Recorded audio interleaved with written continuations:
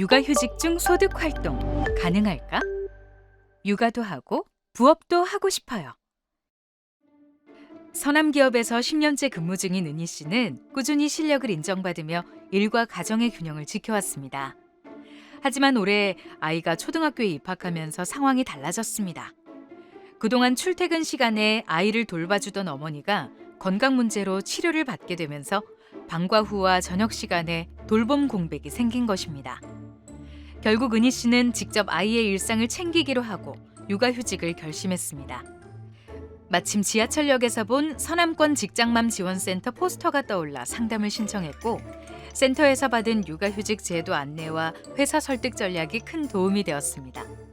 덕분에 회사와의 큰 마찰 없이 육아휴직 승인을 받을 수 있었습니다. 하지만 육아휴직 후 예상치 못한 현실적인 어려움이 찾아왔습니다. 고용보험에서 나오는 육아휴직 급여는 평소 월급에 비해 부족했고, 육아휴직 급여만으로는 이전의 생활 수준과 저축을 유지하기 어려워졌던 것입니다. 은희 씨는 앞으로의 생활을 어떻게 이어갈지 깊은 고민에 빠졌습니다.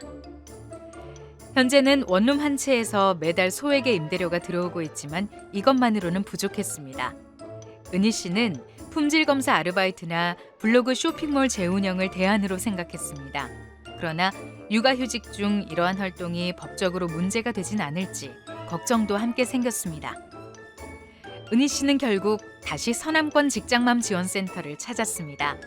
이번에는 육아휴직 중 부업이 가능한지, 부업을 할 경우 어떤 법적 기준이 적용되는지 확인하기 위해서였습니다. 어서 오세요, 은희 씨. 오랜만이네요. 오늘은 어떤 고민이 있으셔서 방문해 주셨을까요? 안녕하세요. 지난번 상담 덕분에 회사랑 잘 이야기해서 지금은 무사히 육아휴직 중이에요. 정말 감사합니다. 그때 도움이 없었으면 아직도 망설이고 있었을 거예요. 휴직하고 아이랑 보내는 시간은 정말 좋아요. 근데 막상 육아휴직 급여만으로 살림을 꾸려보려니까 현실이 생각보다 쉽지 않더라고요. 급여가 예전 월급보다 훨씬 적다 보니 생활비는 물론이고 카드값이나 적금, 아이 학원비 같은 고정 지출이 점점 부담이 되네요. 아이가 학교 간 시간에 맞춰서 공단 쪽에서 단시간 품질 검사 아르바이트를 해볼까 하는 생각 중이고, 예전에 잠깐 운영했던 블로그 쇼핑몰도 다시 열어볼까 싶어요. 사실 매달 들어오는 임대 수익이 하나 있는데 이게 혹시 문제가 되진 않을까 걱정도 돼요. 주변에선 육아휴직 중에 소득 활동을 하면 안 된다고 하잖아요. 저는 그저 휴직 전처럼 무리 없이 생활 수준을 이어가고 싶은 마음인데 혹시라도 나중에 불이익이 생기면 어쩌나 하는 불안도 커요. 육아휴직은 단순히 쉬는 시간이 아니라 영유아의 양육을 위해 일정 기간 휴직하고 육아에 집중할 수 있도록 보장하는 제도입니다. 말 그대로 아이를 키우기 위한 휴직이라는 목적이 분명합니다. 이와 관련해서 고용보험법 제73조는 영유아의 양육을 위해 일정 기간 휴직을 보장하는 육아휴직 제도의 취지상 휴직 기간 중에 다른 사업장으로 이직하거나 취업하는 경우에는 육아휴직 급여가 지급되지 않습니다.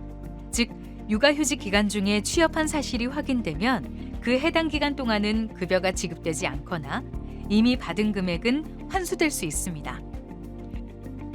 고용보험법 시행규칙 제116조에 따르면 취업은 단순히 정규직으로 회사에 다니는 경우만을 뜻하는 게 아닙니다.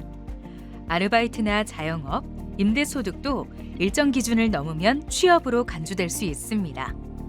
육아휴직 중 취업으로 간주되는 경우란 일주 동안의 소정 근로시간이 15시간 이상인 경우와 자영업을 통한 소득 또는 근로를 제공하여 그 대가로 받은 금품이 월 150만 원 이상인 경우로 이 중 어느 하나에 해당하는 경우를 말합니다.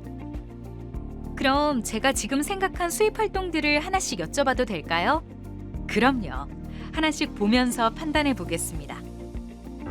첫 번째, 공단 품질 검사 아르바이트. 첫 번째는 공단 내에서 하는 간단한 품질 검사 아르바이트예요. 예전에 해봤던 일이라 익숙하고 아이가 학교에 간 오전 시간대에만 잠깐 나가면 될 것 같아요. 주 3회 하루 3시간 정도 근무하면 한 달에 50만 원 정도 벌 수 있을 거예요. 은희 씨의 경우 근로시간이 주 15시간 미만이고 월 소득이 150만 원 미만이므로 두 가지 요건에 모두 해당되지 않아 취업으로 간주되지 않습니다. 그래서 육아휴직 급여도 받을 수 있습니다. 헷갈릴 수 있으니 근로소득일 때 주의할 점을 정리한 체크리스트를 함께 살펴볼까요? 육아휴직 중 아르바이트, 취업일까? 첫째, 주 15시간 이상 근로하고 있는지 확인합니다. 주 소정 근로시간이 15시간 이상이면 취업으로 간주됩니다. 둘째, 월 근로소득이 150만 원 이상인지 확인합니다. 월 근로소득이 150만 원 이상이면 취업으로 간주됩니다. 이 두 가지 중 하나라도 해당되면 취업으로 간주됩니다. 두 번째, 블로그 쇼핑몰 운영. 두 번째는 블로그 쇼핑몰이에요. 예전에 잠깐 운영했었는데 요즘은 생활비가 빠듯하다 보니 다시 해볼까 고민 중이에요.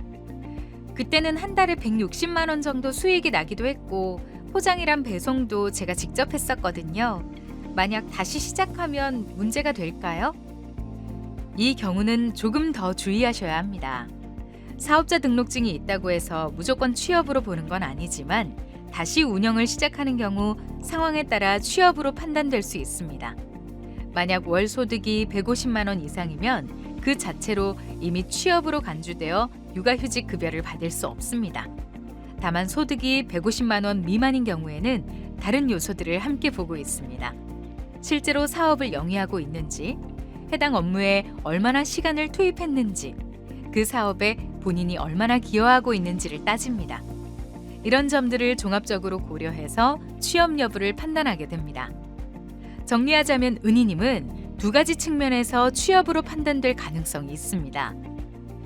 일단 예전에 쇼핑몰 운영으로 월 160만 원 정도 소득이 발생했다고 하셨죠? 이 금액이 150만 원 이상이기 때문에 그 자체만으로 육아휴직 중 취업으로 간주돼서 급여가 지급되지 않을 수 있습니다. 또 하나는 소득이 150만 원 미만이라 하더라도 직접 상품을 포장하고 발송하고 고객 응대까지 하시는 등 사업 운영에 관여하는 정도가 크다면 고용센터에서는 취업으로 판단할 가능성이 높습니다. 그러니까 쇼핑몰 운영을 다시 시작하시는 건 육아휴직 급여 수급 중에는 꽤 주의가 필요한 선택입니다. 그럼 쇼핑몰 운영을 다시 시작하는 건 포기해야겠어요. 말씀하신 내용을 보면 은희님 상황은 정말 조심하셔야 할 부분들이 있습니다. 자영업과 관련해서 취업 판단 기준이 되는 요소를 미리 점검할 수 있도록 체크리스트를 준비했습니다. 한번 같이 보실까요? 육아휴직 중 사업 운영, 취업일까? 첫째, 월 소득이 150만 원 이상인지 봅니다. 초과하면 취업으로 간주되어 급여가 지급되지 않습니다. 둘째, 실제로 상품 판매나 고객 응대, 포장 등을 하고 있는지 확인합니다. 이런 경우 실제 사업 운영으로 판단되어 취업 가능성이 높습니다. 셋째, 일정한 시간 이상 업무에 지속적으로 참여하고 있는지도 봅니다. 투입 시간이 많으면 실질 운영 판단에 영향을 끼칩니다. 세 번째, 임대 수익. 마지막으로 임대 수익이 있어요. 결혼 초반 대출로 마련한 원룸 한 채에서 월세가 나오고 있는데 지금도 매달 60만 원 정도 임대료가 들어오고 있어요. 직원도 없고 임대 사무실을 따로 운영하는 건 아니지만 이 수입이 혹시 육아휴직 급여에 영향을 줄까 걱정이 돼요. 임대소득은 자영업에 포함되긴 하지만 근로자를 고용하지 않고 임대 사무실도 두지 않은 경우에는 취업으로 보지 않습니다. 은희님은 직원도 없고 사무실도 따로 없으시죠? 이 경우에는 월 임대소득에 상관없이 취업이 아니기 때문에 육아휴직 급여도 계속 받을 수 있습니다. 이 부분도 간단히 확인할 수 있도록 임대소득 관련 체크리스트가 있습니다. 보시면 더 확실하게 이해되실 거예요. 육아휴직 중 임대소득, 취업일까? 첫째, 근로자나 관리인 등을 고용하고 있는지 확인합니다. 고용이 있다면 취업으로 간주될 가능성이 높습니다. 둘째, 임대 사무실을 운영하고 있는지도 봅니다. 사무실을 운영하면 취업으로 간주될 가능성이 높습니다. 단순히 임대소득이 발생했다고 해서 육아휴직 중 취업으로 보지는 않습니다. 다만 근로자를 고용하고 임대 사무실을 운영하는 두 조건을 모두 갖춘 경우에만 취업으로 간주됩니다. 지금까지 노무사님 말씀을 정리해 보겠습니다. 저의 경우 품질 검사 아르바이트는 주 소정 근로시간이 15시간 미만이고 월 소득도 150만 원 미만이라 괜찮고 쇼핑몰 운영은 월 수익이 150만 원을 넘고 제가 직접 운영하고 있어서 취업으로 볼 수 있다는 말씀이죠. 임대소득은 소득이 150만 원을 넘는다 하더라도 직원도 사무실도 없어서 괜찮은 거고요. 네, 정확하게 이해하셨습니다. 혹시 이게 진짜 법에 저촉되는 상황이면 어떤 조치를 받게 되나요? 육아휴직 중 일한 사실을 숨기거나 거짓으로 적으면 위반한 횟수에 따라 급여를 일부만 못 받는 걸로 끝날 수도 있지만 반복되면 전체 급여가 지급 중단될 수도 있습니다. 여기서 말하는 고용노동부령이란 고용보험법 시행규칙 제118조의 2를 의미합니다. 해당 시행규칙에서는 몇 번 위반했느냐에 따라 지급 제한 범위를 단계별로 정하고 있습니다. 즉, 한두 번은 취업 사실이 있었던 시점에 한정해 급여가 제한되지만 세 번째부터는 그 이후 전체 급여가 지급되지 않게 됩니다. 그럼 진짜 조심해야겠네요? 맞습니다. 그러므로 육아휴직 급여를 신청할 때 신청 기간 중에 근로소득 및 사업소득이 있었던 경우에는 해당 소득 활동을 했던 기간과 총 소득 금액을 적고 근로소득이 있었던 경우에는 주당 근로시간까지 적어야 합니다. 그래서 조금이라도 애매하다 싶으면 꼭 서남권 직장맘 지원센터에서 먼저 상담받으시는 걸 추천드립니다. 네, 감사합니다. 이번에도 많은 도움이 되었어요. 출산 휴가, 육아휴직, 육아기 근로시간 단축 사용에 고민이 있다면 언제든 서울시 서남권 직장맘 지원센터와 상담을 나누어 보세요. 임신, 출산, 육아 관련 노동법률 서울시가 지원하고 서남권 직장맘 지원센터가 무료로 상담해 드립니다.